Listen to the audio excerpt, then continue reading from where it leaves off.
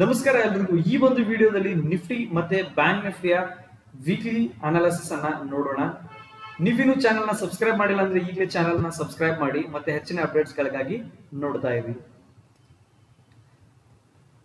ಈಗ ನಿಫ್ಟಿಯ ಚಾರ್ಟ್ ಅನ್ನ ಹಾಕಿದ್ದೇನೆ. ಇಲ್ಲಿ ನಿಫ್ಟಿಯ ಲಾಸ್ಟ್ ಕ್ಯಾಂಡಲ್ ಕ್ಲೋಸಿಂಗ್ ಅನ್ನ ನೋಡಿದ್ರೆ ಮತ್ತು ಅದ್ರ ಪ್ರೀವಿಯಸ್ ಕ್ಯಾಂಡಲ್ಸ್ ಅನ್ನು ನೋಡಿದ್ರೆ ಇಲ್ಲಿ ಪ್ರೀವಿಯಸ್ ವೀಕ್ ಅಲ್ಲಿ ಮಾರ್ಕೆಟ್ ಇಲ್ಲಿ ಎಂಟೈರ್ ಕನ್ಸಾಲಿಡೇಟ್ ಅನ್ನ ಮಾಡಿದೆ. ಮತ್ತೆ ನಮ್ಗೆ 25,300 ಅನ್ನೋದು ಈ ಲೆವೆಲ್ ಸ್ವಲ್ಪ ನಾವು ಗಮನ ಇಟ್ಟು ನೋಡ್ತಿರ್ಬೇಕು.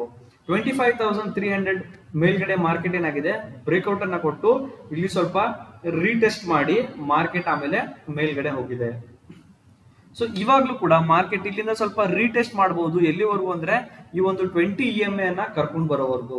ಸೊ ಅದಾದ್ಮೇಲೆ ನೆಕ್ಸ್ಟ್ ವೀಕ್ ಮತ್ತೆ ಕೂಡ ಮಾರ್ಕೆಟ್ ಮೇಲ್ಗಡೆ ಹೋಗುವಂತ ಸಾಧ್ಯತೆಗಳು ತುಂಬಾನೇ ಇದೆ.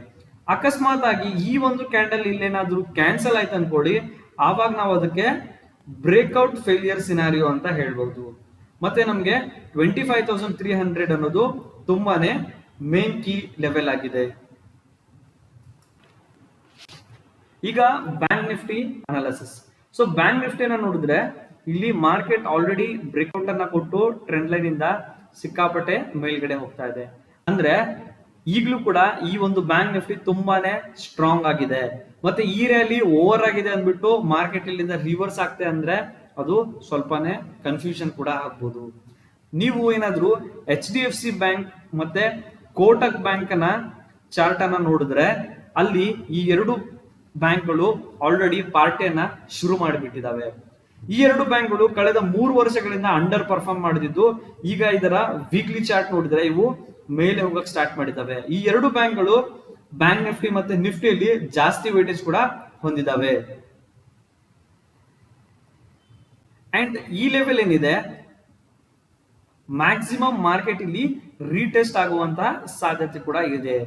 ಒನ್ಸ್ ಮಾರ್ಕೆಟ್ ಇಲ್ಲಿ ಏನಾದ್ರೂ ರೀಟೆಸ್ಟ್ ಮಾಡಿತು ಅಂದ್ರೆ ಮತ್ತೆ ಇಲ್ಲಿಂದ ಮೇಲ್ಗಡೆ ಹೋಗುವಂತ ಚಾನ್ಸಸ್ ಕೂಡ ತುಂಬಾನೇ ಇದೆ.